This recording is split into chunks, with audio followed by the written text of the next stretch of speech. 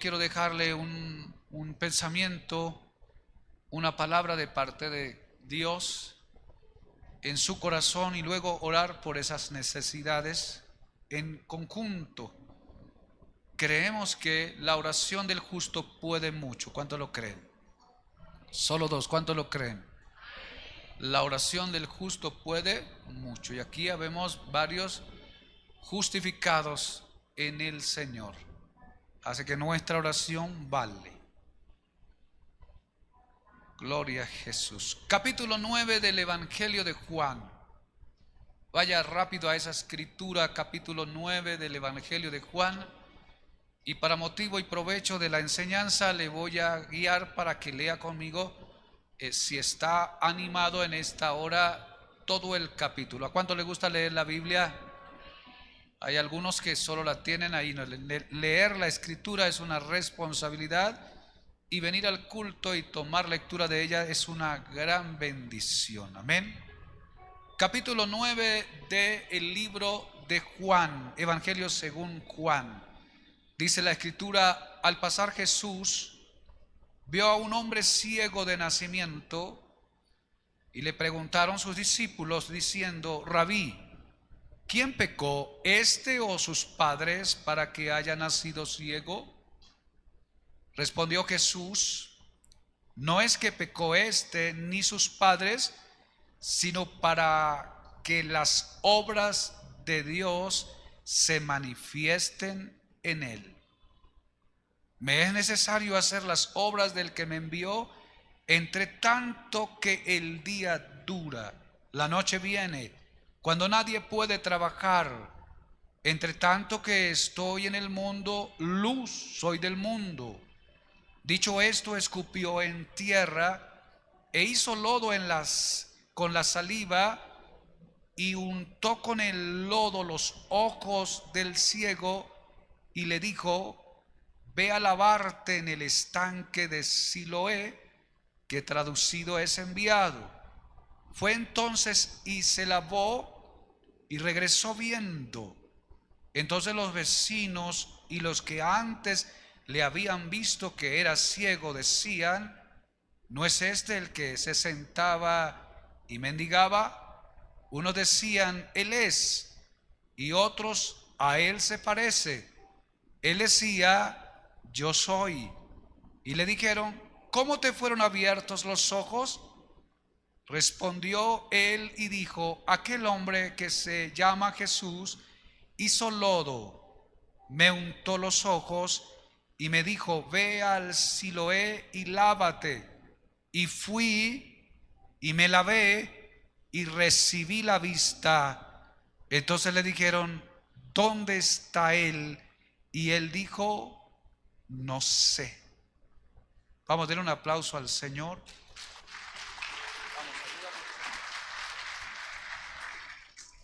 Gloria a Dios. El verso 13 dice: llevaron ante los fariseos al que había sido ciego, y era día de reposo cuando Jesús había hecho el lodo y le había abierto los ojos. Volvieron pues a preguntarle también los fariseos cómo había recibido la vista. Él les dijo: me puso lodo sobre los ojos y me lavé y veo.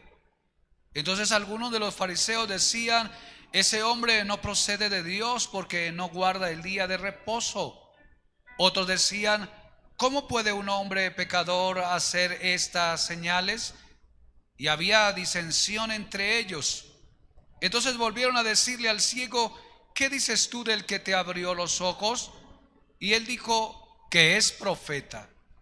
Pero los judíos no creían que él había sido ciego y que había recibido la vista, hasta que llamaron a los padres del que había recibido la vista y les preguntaron diciendo: ¿es este vuestro hijo, el que vosotros decís que nació ciego?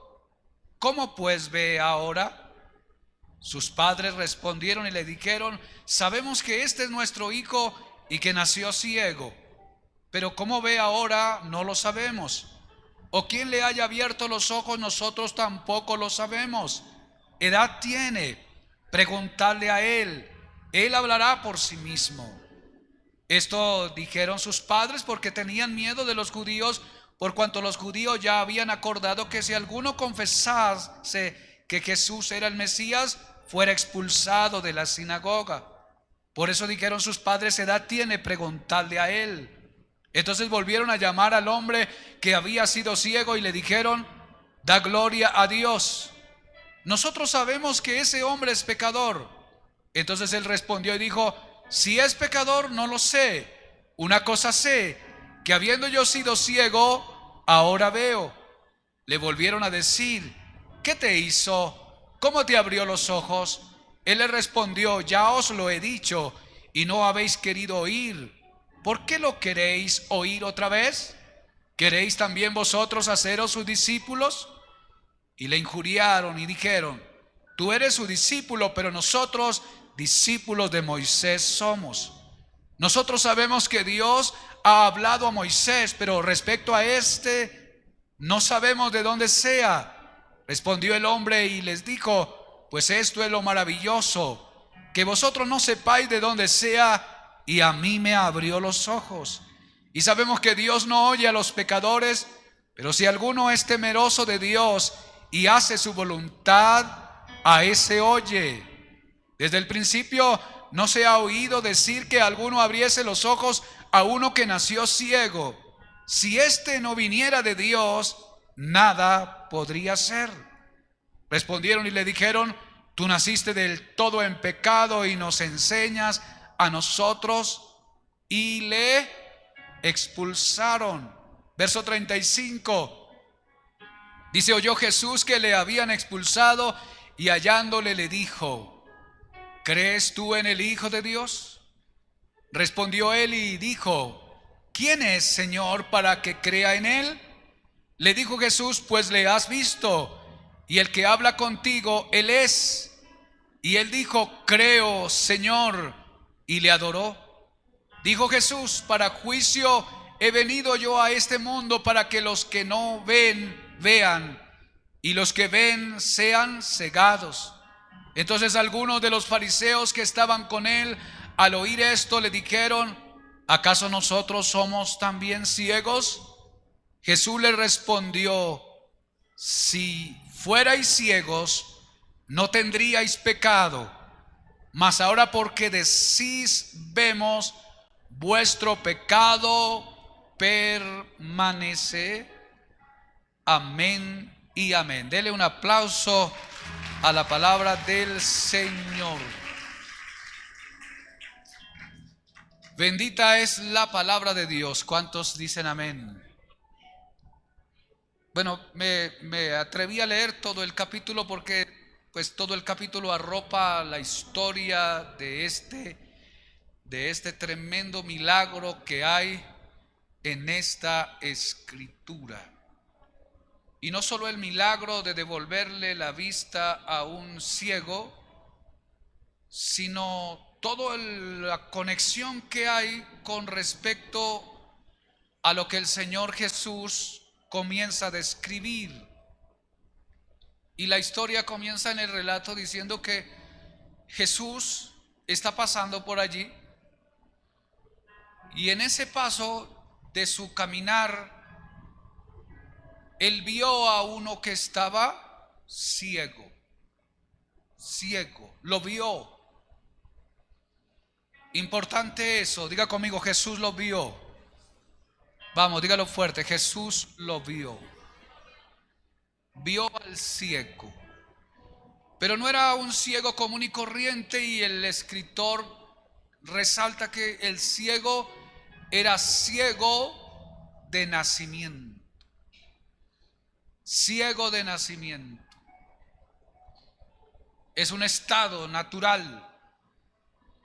Viene así de fábrica, salió así. Alguien pudiera decir que estaba un tanto defectuoso, quizás, pensando en el formato original que todos deben tener vista. Pero a él le hace falta la visión, no la tiene. No que la haya perdido, no que se la hayan quitado, no que haya tenido algún tipo de accidente o algún tipo de error en el camino, no, simplemente nació ciego. Viene de fábrica así. Y cuando él viene, Jesús lo ve, y entonces entran en escena los discípulos para hacer una pregunta. Hacen una pregunta majestuosa al Señor. Parece una pregunta como que no fuera una pregunta que cupiera en esa ocasión, un tanto como salida de la prudencia. Y deja notar en ellos como una cierta información que les hace a ellos tomar esa conclusión. Y entonces le hicieron la pregunta a los discípulos y le dijeron: Rabí, ¿quién pecó, este o sus padres, para que haya nacido ciego? Entonces me llama la atención los discípulos, porque aunque la pregunta pareciese como un tanto salida del marco, es una pregunta profunda. Y es una pregunta profunda porque muestra la conclusión que ellos tienen, la presuposición que ellos tienen para omitir un juicio con respecto a una realidad que ellos están viendo. Y entonces, pensando en esto, todos nosotros tenemos parte de estas conclusiones y tomamos nosotros alguna cierta medida de alguna cierta información o argumentos con respecto a las realidades que estamos viviendo, y omitimos un juicio, quizás apresurado, quizás imprudente, quizás malintencionado, un tanto ingenuo, pero todos en algún momento de nuestra vida, cuando percibimos algo, tenemos la capacidad de emitir o omitir un juicio. Y es lo que están haciendo ellos. La pregunta no solamente estaba buscando información, sino que ya llevaba en esa pregunta como un sentido de la información que hay en ellos. Es un concepto. Para los discípulos, este hombre nació ciego y lo están conectando a él por causa del pecado. Y ciertamente todas las circunstancias y las realidades que vivimos en el presente están conectadas con alguna causa que ha generado esto. Para ellos en este momento no es el juicio correcto. No es el juicio correcto. Ahora, entonces, la pregunta para usted que ha venido en esta hora y está oyendo este mensaje: ¿será que el juicio que estás emitiendo o omitiendo con respecto a lo que estás viendo es correcto o incorrecto? Y entonces estás juzgando, estás emitiendo ese juicio de valor, de consideración de lo que está sucediendo. De repente lo estás haciendo con respecto al trabajo donde estás. De repente lo estás haciendo con respecto a la economía que tienes. De repente con la vida relacional de tu pareja, con tu cónyuge, con tus hijos.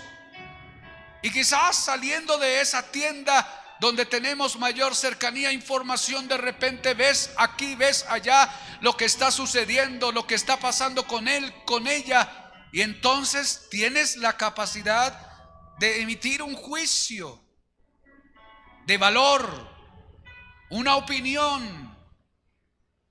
Y la opinión para ellos es: ¿quién es el culpable? ¿Es él o son sus padres para que esté viviendo en semejante situación? ¿Quién es el responsable? ¿Quién es el que metió las de caminar? ¿Quién es el que se resbaló? ¿Quién es el que se equivocó? ¿Él o sus padres. Ellos ya estaban emitiendo su juicio. Ellos ya están diagnosticando. Ellos ya están enjuiciando al hombre y están esperando que Jesús diga: no, este es un pecador empedernido. O no, eran sus padres unos desdichados, entregados a la desgracia del pecado. Pero la respuesta de Jesús fue la siguiente. Jesús respondió Jesús, dice: no es que pecó ni tampoco sus padres. No fue él el responsable, ni tampoco sus padres. Y entonces declara una tremenda bendición. Dice: sino para que las obras de Dios se manifiesten en él. ¿Cuántos aplauden la gloria del Señor? Sino para que las obras de Dios se manifiesten en él. ¿Y cómo así? Entonces tenía propósito la ceguera de este individuo. Entonces venía como con el plan de Dios. Y alguien podría decir: Dios lo sometió a semejante situación, privándole la vista. No dice por cuánto tiempo, pero parece que ya era un hombre. Y no lo dejó ver tan solo para manifestarse o manifestar su gloria.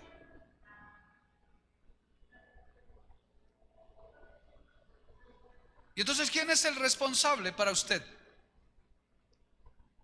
de que este pobre haya nacido ciego? ¿La genética?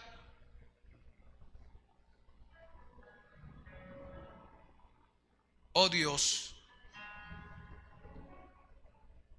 ¿Quién es el responsable para usted ahí? Para los discípulos era el responsable el que pecó. O si no el que pecó, sus padres pecaron, y por causa del pecado de sus padres la maldición generacional ha tocado a él. Y si no pecaron sus padres, es por el error y la culpa de él. Y por causa de ese error y la culpa de aquel y de aquella, entonces el resultado es este. Por eso él está en esa condición. Pero Jesús dijo: no. Diga conmigo: no. Vamos, dígalo fuerte: no. Ahora, piense por un momento: ¿cuántas de las personas que están a su alrededor te habrán juzgado de lo que eres y de lo que estás viviendo? ¿Qué juicio de opinión habrán dicho contra ti? ¿Qué opinarán de ti las personas? Porque todas las personas tenemos una opinión de cualquiera, del cual nosotros alcanzamos a conocer o a percibir. Y algunos atrevidos sin conocer de fondo, pues también se atreven a omitir juicio. Y entonces hay alguna opinión que está generándose para traer ese juicio y dar una declaración de considerar la razón por la cual te encuentres en el estado en el cual estás. Jesús conoce todo. ¿Cuántos dicen amén? Jesús lo sabe todo. Y los discípulos preguntando, entonces el Señor tiene respuesta, y el Señor está diciendo: este no está así por culpa suya. Este no está así por responsabilidad de sus padres. Este está así por propósito. Y el propósito es que en él se manifestará la gloria de Dios. Vamos, apláudalo. La gloria del Señor. Entonces, ojo con esto para usted en esta hora, porque de repente usted no entiende por qué le está sucediendo lo que le está sucediendo, ni por qué le ha tocado vivir la circunstancia que le ha tocado vivir. Y de repente usted sea una de aquellas personas que se está culpando a sí misma y está llevando una carga en sus hombros porque usted no ha podido salir adelante, no ha podido lograr, no ha podido vencer, no ha podido como que establecerse y hay un faltante, o lo que hay como que no demuestra todo lo que debería demostrarse o lo que la gente del común espera de nosotros. Y entonces tenemos esas batallas como de qué y por qué no estoy logrando, no estoy acertando, o por qué las cosas no se me están dando. Y entonces cuando comienzas a ver todo el entorno y toda la fábrica de donde vienes y todo el proceso que tienes, entonces hay razones por las cuales no has podido, o por las cuales te encuentras en la condición en la que estás. Pero ojo con estos detalles, porque si no fueron tus padres, si no fuiste tú, entonces hay un propósito detrás de eso. Y el propósito es que Dios ha escogido tu realidad. El propósito es que Dios ha escogido tu situación. El propósito es que Dios ha escogido tu circunstancia. El propósito es que Dios ha elegido tu necesidad posiblemente, porque dentro de los planes del Eterno está la manifestación de su gloria. ¿Cuántos dicen amén a eso? Está la manifestación de su gloria. Entonces uno no se puede quejar toda la vida. Claro, la necesidad y la dificultad y la limitación lo hacen a uno tener un sinnúmero de emociones, circunstancias allá adentro, y luego lo que se demuestra al público. Y entonces hay una percepción de todos y lo comienzan a ver y lo comienzan a estigmatizar, y saben cómo eres, emiten juicios contra ti de valor. Y está ahí una realidad evidente, porque el ciego era ciego y todos lo conocían como ciego y todos sabían que nació así. Hay un hombre ciego, está así en esa condición. Y más adelante en la lectura que tenemos encontramos que el ciego no solamente era ciego, sino que su ceguera lo había llevado a la mendicidad. Era un mendigo, pedía limosna y todos lo identificaban así. Y entonces había pasado días, semanas, meses, años, quizás décadas, una o dos o más. Había pasado en esa condición y había tenido que soportar. ¿Cuántos dicen amén a eso? Pero el ciego había aguantado, el ciego había soportado, estaba viviendo su vida, estaba operando en la circunstancia que tenía, estaba ahí modelando una necesidad que todos la percibían. ¿Hasta cuándo? Hasta cuando llegó el Cordero, hasta cuando llegó el Cristo de la gloria y lo vio. Cristo lo vio, y entonces cuando lo vio se conectó con el plan y el tiempo de Dios. ¿Sabe qué quiero decirle en esta noche? Aquello que es propósito de Dios en la vida, para una persona, para una familia, para una comunidad, para una nación, para un pueblo o para una generación, aquello que Dios estableció con propósito y que tiene a su entorno o en su margen dificultades, ellas no estarán para siempre.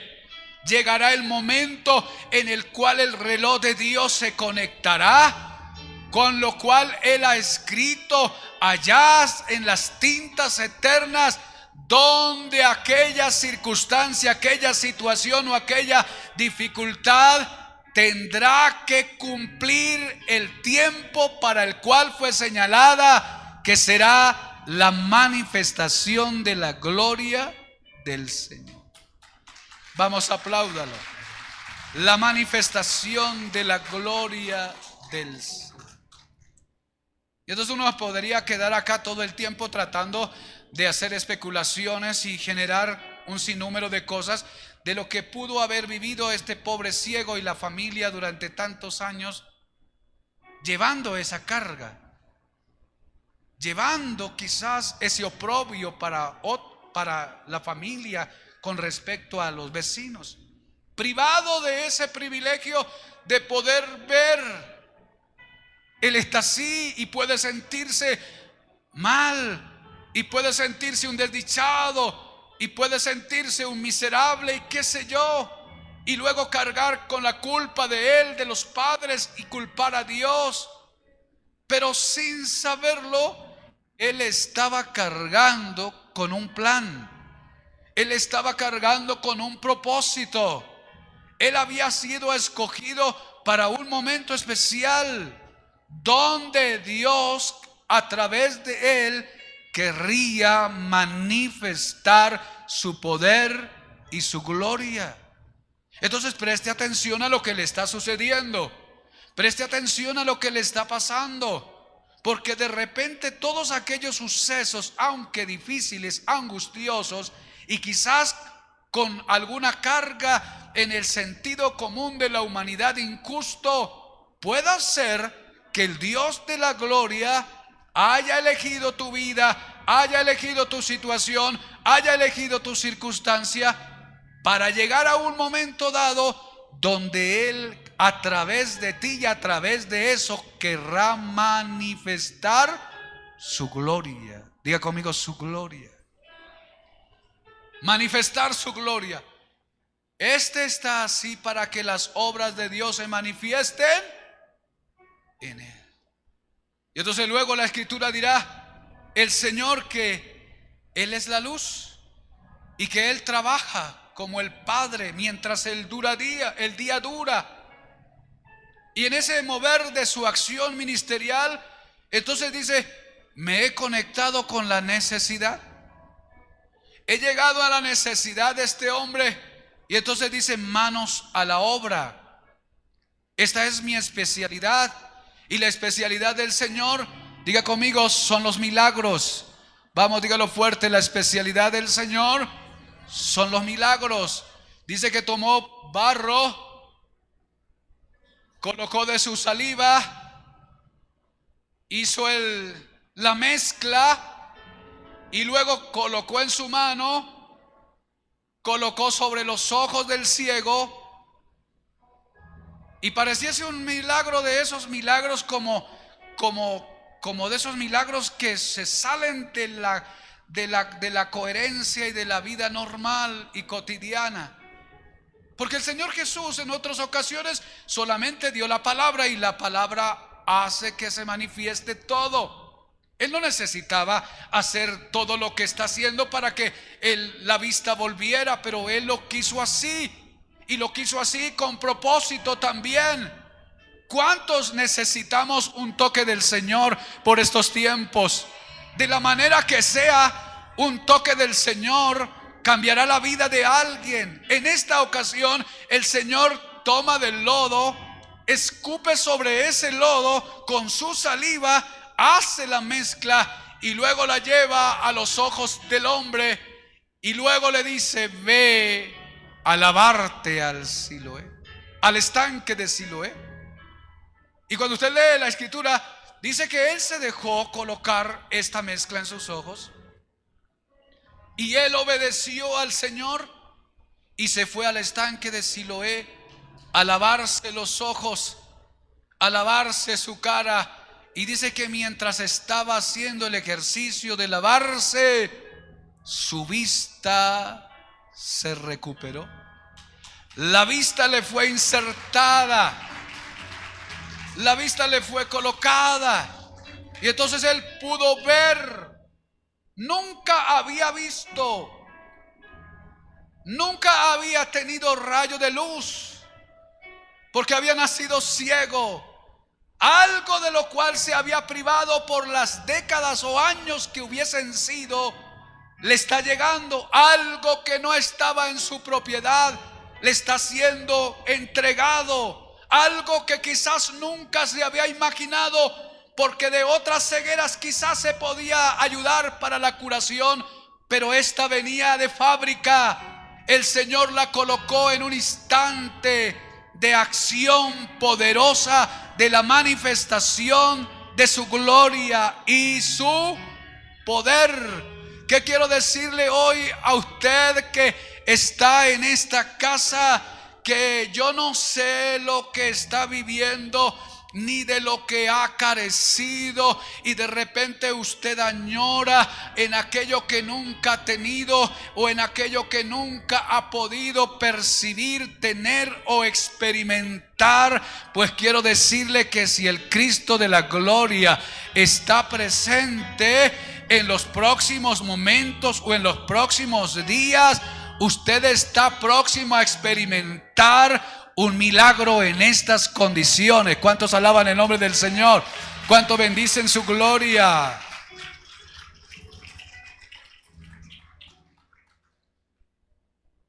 Entonces se levantó ahora y ahora ve. El ciego que nació ciego, que nunca ha visto, ahora ve. Y para nuestra cotidianidad cristiana, pues nos parece muy normal. Un milagro así es un milagro más de la Escritura, y tenemos algún sentido de resaltar la gloria de Dios, pero no nos impacta de a mucho porque sabemos que Dios hace milagros.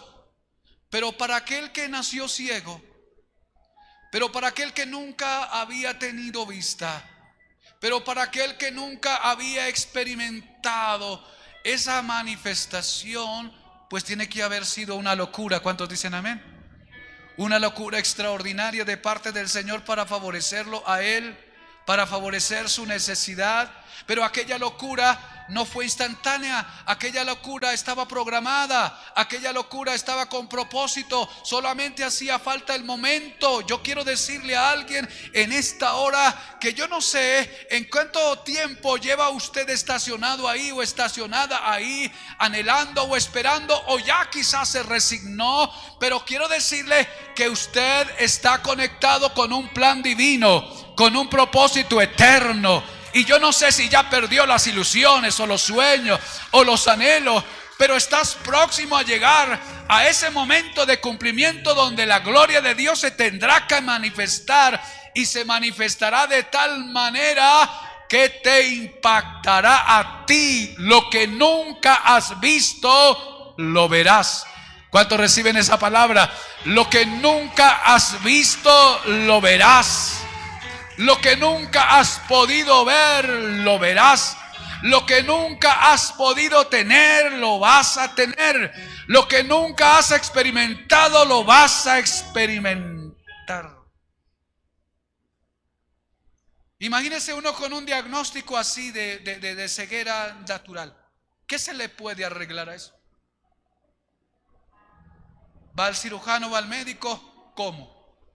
Y allá en aquella temporada, ¿cómo le colocamos algo que no viene de fábrica?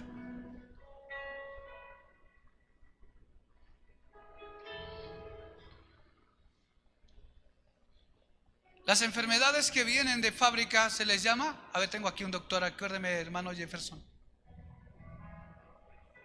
¿Perdón? École, congénitas, gracias. Congénitas, ahí está.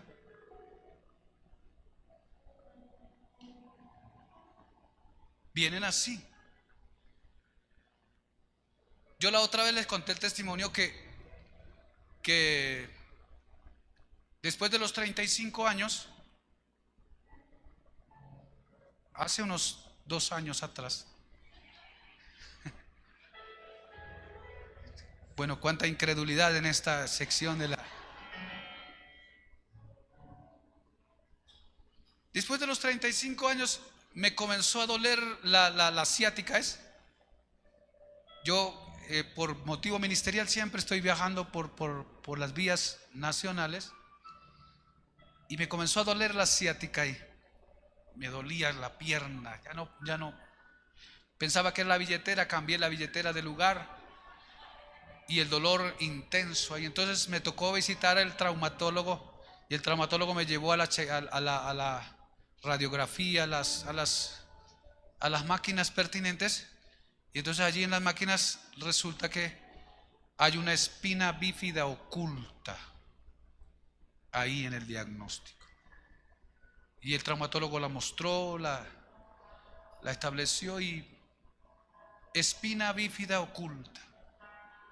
Y viene congénito eso, viene de fábrica, allá en la formación del feto, y bueno, toda la descripción médica ahí. Y entonces yo me quedé con eso, con la espina bífida oculta.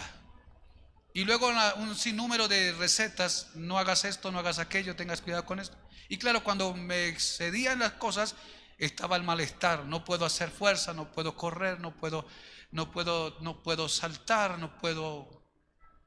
Es complicado y estaba viviendo así. Entonces cargué con eso por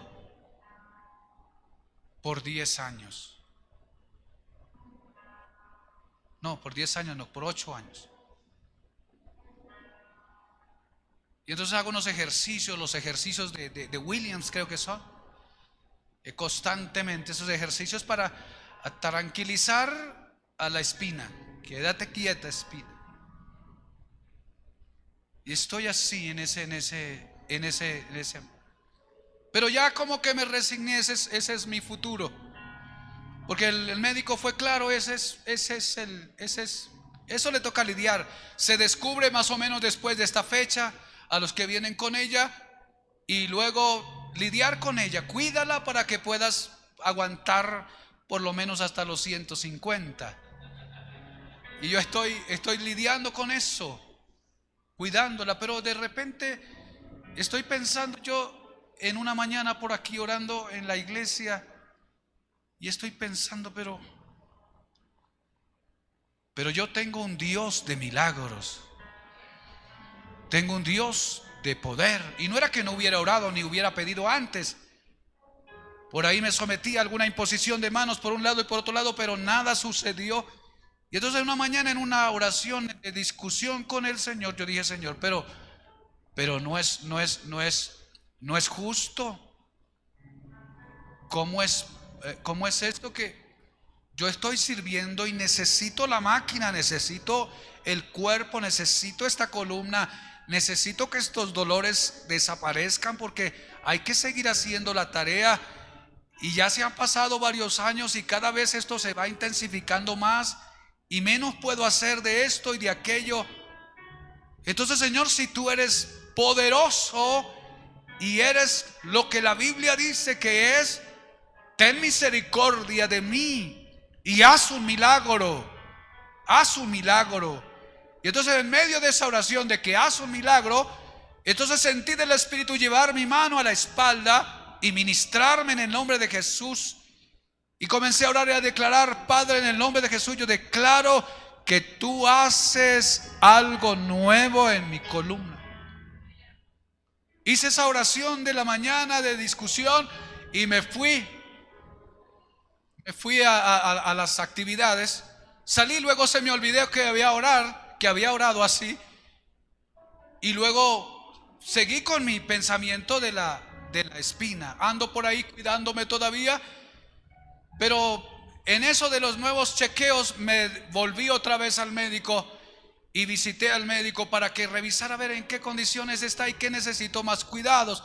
Y entonces, cuando volvieron los exámenes nuevos, entonces le dije: vengo con este diagnóstico porque tengo tantos años, ha pasado esto, y vengo con esto para revisar. Me mandó otra vez al chequeo completo, y cuando leyó el radiólogo y leyó el traumatólogo, y entonces: ¿por qué usted dice que tiene espina bífida?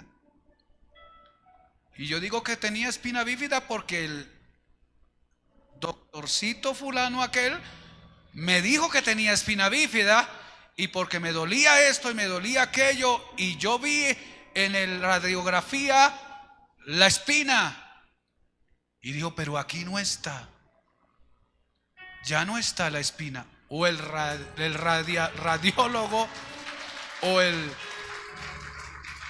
la radiografía se equivocó, la columna se equivocó, o algo pasó acá. Él no entendió, ni entré en detalles, pero allá para adentro me di cuenta que Dios hizo el milagro. Y desde allá el dolor que tenía ya no lo siento, ya no está. Lo que quiero decirle con este testimonio sencillo y con lo que está aquí es que Dios sana las enfermedades congénitas. ¿Cuántos dicen amén? Enfermedades congénitas, necesidades o limitaciones que vinieron desde allá, que no fue responsabilidad tuya, ni siquiera de tus padres. El Dios del cielo las puede arreglar.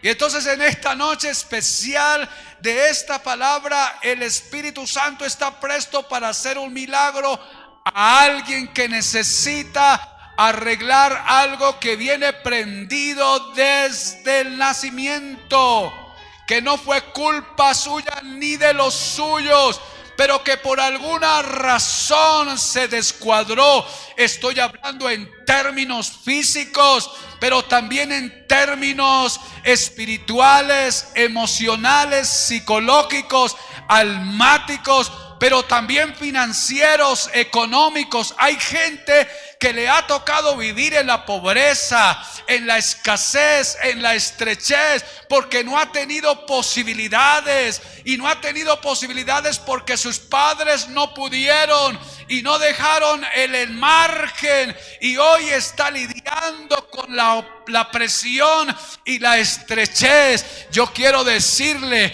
que esa pobreza y esa escasez, que no es culpa tuya ni de los tuyos, el Dios del cielo la quiere arreglar. ¿Cuántos dan gloria a Dios a eso? El Dios del cielo la quiere transformar, porque hay algo natural que no está fluyendo en ti, que por alguna razón no está funcionando. Pero el Cordero que está pasando, el Cordero que está haciendo la obra, y mientras sea operativo, Él no dejará de ser lo que es: fabricador de milagros, creador de oportunidades, arreglador de desastres, aquel que hace que las cosas vuelvan a su estado natural. Y nuestro Cordero, Él dijo: yo estoy aquí, y mientras estoy acá, yo soy la luz del mundo, y mientras el día dure, habrá que trabajar. Entonces yo estoy aquí para arreglar. Y mientras Él va arreglando, la gloria de Dios se va manifestando. Y esa gloria de Dios manifestada entonces va a repercutir primero para aquel que recibe el milagro, pero luego va a repercutir para todos aquellos que nos conocieron en el estado en el cual nos encontrábamos. Lo que quiero decirle es: estás en el punto de Dios para una transformación extraordinaria. No sé de qué área el Señor va a hacer en ti, pero el punto es que los que están a su lado se van a dar cuenta. ¿Cuántos dicen amén? Y entonces la gente decía: pero este es el ciego que pedía limosna. Algo otros decían: no, pero a él se parece. Y entonces él por allá, como entre las esquinas, decía: no, yo soy. Lo que pasa es que estoy en otro estado diferente. Lo que pasa es que estoy en otro nivel. Lo que pasa es que estoy en otro ambiente. Lo que pasa es que estoy en otra transición. He sido mudado, he sido cambiado, he sido liberado, he sido sanado, he sido restaurado, he sido bendecido, he sido prosperado. Oh, en esta casa y en esta noche hay alguien que está cansado de andar a pie todo el tiempo, que está diciendo: Señor, por lo menos un vehículo para poder venir a la casa del Señor. En los próximos días te veremos en esta casa venir con la nave nueva, el vehículo nuevo que Dios te va a dar. Milagros que luego se van a notar, y esto generó una convulsión tremenda en el grupo de la sociedad. La gente quedó impactada, los vecinos quedaron impactados. Entonces ahora llamaron los medios de comunicación que habían, y luego las autoridades que habían, los fariseos, los sacerdotes. Y entonces esto formó un debate, ahora no solamente del espectáculo glorioso del milagro, sino de temas teológicos. Y entonces comenzaron a debatir: quién hizo, cómo hizo, cuándo hizo, quién es. Insistían, y el hombre, después de ser ciego y ser mendigo, ahora se volvió en un embajador del reino de los cielos. Se volvió ahora en un hombre que lleva un testimonio que cambia y hace sacudir la fe y la religiosidad de la gente que está a su alrededor. Los fariseos entran en conflicto, entran en problema, entran en debate, en discusión. Y entonces trajeron a papá y a mamá, porque si él no da testimonio, ellos tienen que dar testimonio. Y los padres ahora están sentados ante la corte que demanda a ellos una respuesta. Y ellos están omitiendo un juicio. Sabemos que es nuestro hijo, sabemos que nació ciego, pero no sabemos quién lo levantó, no sabemos quién le ha devuelto la vista, no sabemos cómo lo han sanado, pero sí sabían. No lo sabían porque no querían exponerse al vituperio, pero ellos sabían que el Cristo había pasado, y ahora el ciego que no veía, ahora tiene la gracia de Dios para ver. Qué extraordinario. Y entonces lo que quiero acentuar acá es esa tragedia, esa dificultad, esa batalla y esa carga y esa lucha que ha estado ahí presente y que agobia y que angustia y que desespera y que desalienta. Y entonces uno está esperando al Cristo de la gloria. Señor, una manifestación. Y lo extraordinario de esto es que el Señor llegó. ¿Cuántos dicen amén? El Señor llegó y se manifestó. Y ahora el ambiente es mudado. Diga conmigo, es mudado. Hay un cambio poderoso. El que antes no veía, ahora lo ve. Él dijo algo importantísimo. Dijo: solo sé algo, que yo antes era ciego y ahora veo. Yo antes era pobre y ahora no. ¿Cuántos dicen amén a eso? Vamos, ¿cuántos se atreven a decir: antes era pobre pero ahora soy rico? Oh, gloria a Dios. Antes había escasez pero ahora hay abundancia. Antes vivía como perro y gato con la esposa peleando en la casa, pero ahora hay armonía. ¿Cuántos dicen amén? Antes vivía en un desorden moral, pero ahora vivo en santidad. Un cambio milagroso de parte del Señor para nuestra vida. Ese agente.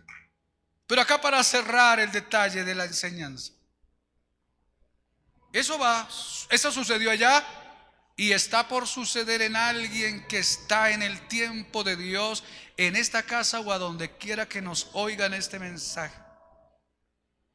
Pero nótese que el ciego, por lo menos en el relato de la historia, no muestra quizás una actitud de reniego por la condición de la vida que está viviendo.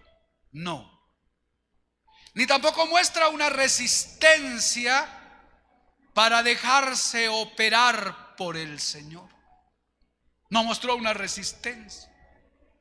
No mostró delicadez, ni tampoco rebeldía, ni tampoco crítica, ni murmuración. No mostró ninguna característica de esas. El Señor colocó el barro, colocó la saliva, hizo la mezcla del barro y se la colocó al ciego. Pero el ciego se dejó. Diga conmigo, el ciego se dejó. Eso quiere decir de que Cristo siempre estará disponible para ayudarnos. ¿Cuántos dicen amén? Él está dispuesto para ayudarnos. Él está dispuesto para tocarnos. Pero requiere que usted y yo, o aquel que necesita, haga su parte. Entonces la respuesta, o más bien la recomendación, es: déjate tocar por Jesús. Deja que el Señor te toque. Deja que el Cristo de la gloria te toque. De repente usted está diciendo: que sea un toque extraordinario, cómodo, agradable, que me coloque quizás una cama de 3x3 donde yo pueda sentir la aureola, que sea un toque especial. No, este toque era un toque extraño. Era dejarse untar de barro, era ensuciarse los ojos. Pero el ciego se dejó. Diga conmigo, él se dejó tocar. Vamos, dígalo fuerte, él se dejó tocar. Vamos, dígalo fuerte, Él se dejó tocar. Esta generación está esquiva para dejarse tocar del Cordero. Hay mucha filosofía, hay mucha ciencia, hay mucho conocimiento, hay mucho intelectualismo, hay mucha formalidad de donde las personas dicen debe de ser de esta y esta manera para poder aceptar. Pero yo quiero decirle hoy, Él tiene sus formas y sus métodos, y con cada uno lo hará conforme a su voluntad. Y de repente Él no vendrá para tocarte de la manera que esperas, de la manera que menos esperas. Él lo hará. ¿Sabe? Dice la Escritura que la ciencia, la sabiduría no lleva el mensaje para dar a conocer a Dios. El mundo no conocerá a Dios por la sabiduría, por la ciencia, por la capacidad intelectual. Por ahí no es. El Dios del cielo le dio la gracia de revelarse por la locura de la predicación. Es una predicación nada más. A través de esto que estamos haciendo hoy, un tanto defectuosa, sí, pero fue la forma en la cual Dios se reveló a la humanidad.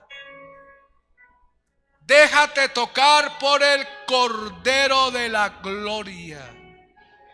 Se dejó tocar y luego el Cordero le dijo: ve al estanque de Siloé y lávate. No fue un milagro instantáneo. No fue un milagro así del momento. Requirió una fórmula extraña de parte del Señor, pero Él la aplicó. Y el ciego ahora está con sus ojos no solo ciegos, sino embadurnados de mezcla de barro y saliva del Señor. Dice que salió y se fue para el estanque de Siloé. El estanque de Siloé era un estanque de agua. La palabra Siloé era una palabra hebrea que viene de la conexión Siloá. Y esa expresión es eso: el enviado, o el que envía, el que lleva un mensaje. Pero a la vez ese estanque de Siloé era un pozo, era una fuente de agua que según los contextos históricos se había hecho en algún momento dado, atribuida quizás a una supuesta reina llamada, creo que Joás, algo así es el nombre de ella, no lo puedo pronunciar en el momento, pero se atribuyó a ella que ella hizo una fuente conectada desde lejos. Pero la cosa es que en el estanque fluía una fuente de agua limpia. Y dentro de los contextos que se había, ese estanque era un lugar donde sucedían milagros, donde había manifestación de milagros. Y allí es a donde va el ciego y comienza a lavarse. La Biblia dice: Él se fue, no sé cómo se fue, ni cuántos metros estaba al estanque. La cosa es que el ciego fue y se lavó, y en el ejercicio de lavarse, entonces se dio cuenta que ahora hay como una cosa blanca acá que parece como de 5 dedos y le llaman mano, y de repente comienza a ver el rostro de fulano y de sutano. Lo que él está corroborando es que por causa de la visitación, la presencia del Cordero, el dejarse tocar por Él y el obedecer a su palabra y creer en lo que Él está diciendo, Él está siendo alcanzado por un milagro.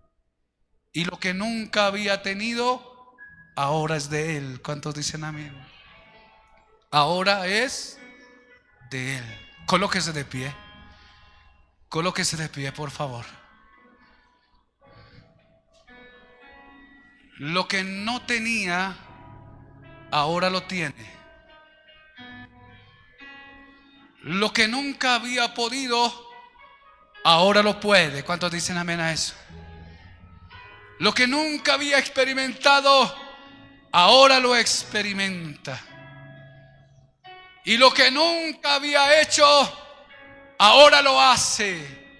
embajador para modelar los milagros del Señor. ¿Cuántos quieren ser modelos de esos milagros? ¿Cuántos quieren? Venga acá 2 minutos para hacer una oración por usted. Tranquilo que no le voy a escupir como el Señor, ni le voy a untar barro, pero en esta noche hay un toque especial. Hay un toque especial porque algo del cielo se va a desprender sobre su vida. El Cordero que dijo que Él estaría donde 2 o 3 nos reuniéramos en su nombre, está presente en esta casa. ¿Cuántos dicen amén? Y si Él está presente, los milagros ya están sucediendo. Si lo tengo a Él, lo tengo todo. Mi amado, mi tesoro. Él es nuestro Redentor, nuestro Señor y nuestro Salvador. Por favor, cierre sus ojos.